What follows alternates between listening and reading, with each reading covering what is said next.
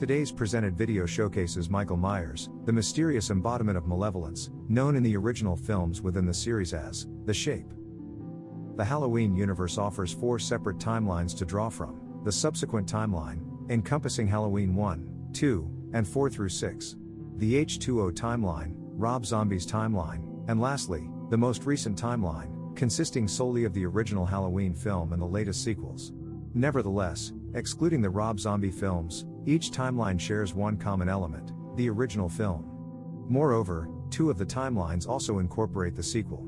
This prompts my intention to utilize this video as a foundational reference for prospective videos focusing on each timeline.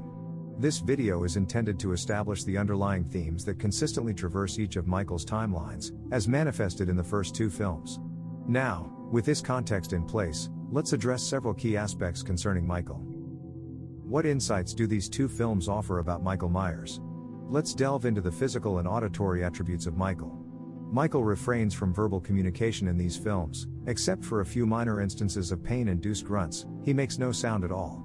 His appearance is briefly revealed during a struggle with Laurie, otherwise, it remains concealed by a mask throughout each film. This mask stands at the core of his identity, representing an emotionless malevolence devoid of expression, offering only the blank gaze of an unadorned white mask, thus shrouding the man behind it in mystery. His physical stature and capabilities embody the quintessence of a monster, an unyielding force transcending limits. He executes feats of superhuman strength, for example when he hoists Bob in the first film with a single hand, thrusting his blade deep into Bob's body with such force that it impales him onto the pantry doors. His near invulnerability renders him nearly immortal and impervious to a wide array of harms, with incineration serving as the sole method to halt his advance. All in all, Michael's appearance is strikingly unembellished, and his capacities effectively portray him as an embodiment of monstrous humanity. Now, let's pivot to another essential aspect conveyed by these films, the reason behind Michael's actions. This matter poses a complex mystery, given the absence of a definitive answer. As mentioned earlier, Michael is credited as the Shape in these 2 films, intended to epitomize an ominous malevolence that inflicts death driven solely by a desire for evil. Dr. Loomis masterfully articulates this perspective in the following sequence. I met him 15 years ago. I was told there was nothing left, no reason, no conscience, no understanding, in even the most rudimentary sense, of life or death, of good or evil, right or wrong. I met this 6-year-old child with this blank, pale emotionless face and the blackest eyes. The devil's eyes. I spent 8 years trying to reach him and then another 7 trying to keep him locked up because I realized what was living behind that boy's eyes was purely and simply evil. Despite his intended portrayal, the second film provides certain glimpses into his motivations, permitting personal deductions concerning the events leading to this revelation. Through Dr. Loomis, we glean that Michael has not uttered a single word over his 15-year confinement and seldom moves. Although unstated, I hold the belief that during this period, Michael fixated on a singular objective, reliving the sensation he experienced when ending his sister's life, driven by an intense yearning to return home and revisit that sensation. Michael harbored a potent attachment to his sister, to the extent that when she diverted her attention to her boyfriend instead of caring for him as required, Michael became envious and fatally assaulted her in a subdued outburst of fury, penalizing her actions. However, Michael soon comprehends that this single act is insufficient. His desire to replicate her murder intensifies to the point where it occupies his every thought. This desire is evidently discernible in the first film, wherein he returns to his hometown to eliminate teenagers akin in age to his sister, targeting those engaged in activities reminiscent of her actions on that night. This ambition to reenact the murder becomes acutely evident when he situates Judith's tombstone atop Annie's lifeless form, an expression of unending fondness for his sister, mingled with resentment stemming from her betrayal, coupled with an innate compulsion to emulate her demise. This thematic strand harmonizes aptly with revelations from the second film, that Laurie is, indeed, Michael's long-lost sister, and he has singled her out for this reason. Whereas Annie represented an imperfect trial, Laurie can be perceived as the perfected prototype, replacing Judith and satisfying Michael's unquenchable yearning to relive that fateful night. However, in the second film, Michael extends his homicidal actions beyond those connected to his sister's murder recreation, suggesting that the act of killing itself serves as a source of fulfillment.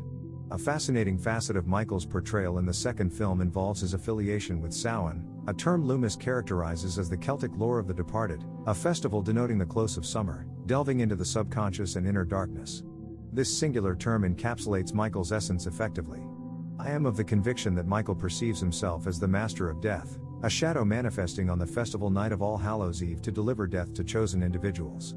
However, this narrative is amenable to different interpretations.